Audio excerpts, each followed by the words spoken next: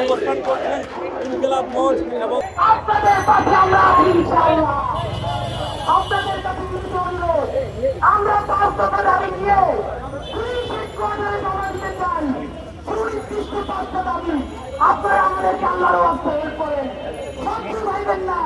আমরা ভালো থাকলে আপনারাও ভালো থাকবেন। আপনাদের মধ্যে যিনি পুলিশের ঊর্ধ্বতন কর্মকর্তা আছেন তার কাছ থেকে আমরা শুনতে চাই এবং আমরা বলতে চাই প্লিজ আমাদেরকে সাহায্য করেন। আমরা কোনো বিশৃঙ্খলা তৈরি করতে চাই না।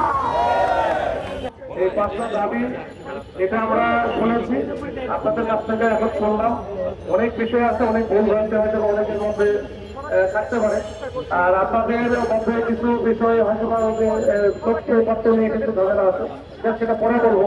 আমি কাজের সাথে এর আগেও কথা বলেছি। তো আজকে যেটা আমি এখানে ডিসি রমনা হিসাবে আমার মনে হয় আপনাদের যে দাবি দেওয়া বা যে বিষয়গুলো আছে এই 5টা বিষয় যদি দাবি দেওয়া সম্বন্ধিত যে স্মারকলিপি এটা আমাকে দেন। আমি আজকে তো শুক্রবার, আজকে পুলিশের শহর হচ্ছে বন্ধ, এখানে তো ঊর্ধ্বতন কর্মকর্তা হবে না। আমি কালকে ইনশাল্লাহ এখানে আইজিবি স্যারের কাছে পৌঁছে দেওয়ার ব্যবস্থা করবো, ঠিক আছে? আর আপনারা এমন কিছু করেন না। রমনাজনের ডিসি যেমনটা বলছিলেন যে সকল দাবিগুলো রয়েছে সেই সকল দাবিগুলো লিপিবদ্ধ করে তার কাছে জমা দিতে, এবং তিনি কিন্তু বলছেন যে এই দাবিগুলো আজকে শুক্রবার থাকায় কিন্তু তারা ঊর্ধ্বতন অফিসারদের কাছে পৌঁছে দিতে পারবেন না, এবং আগামীকালকে শনিবার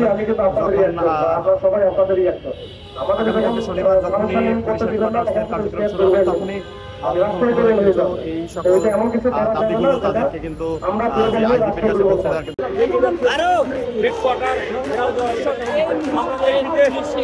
দেওয়ার অবস্থান করছেন ইনকিলাব মঞ্চ এবং চেষ্টা করছি পুলিশের পালের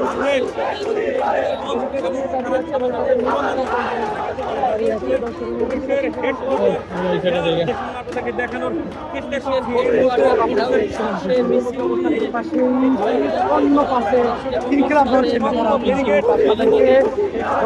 ফেসবুক লাইভের মাধ্যমে আপনাদেরকে দেখাচ্ছিলাম। এখানে কিন্তু পুলিশ সদস্য রয়েছেন, তারা কিন্তু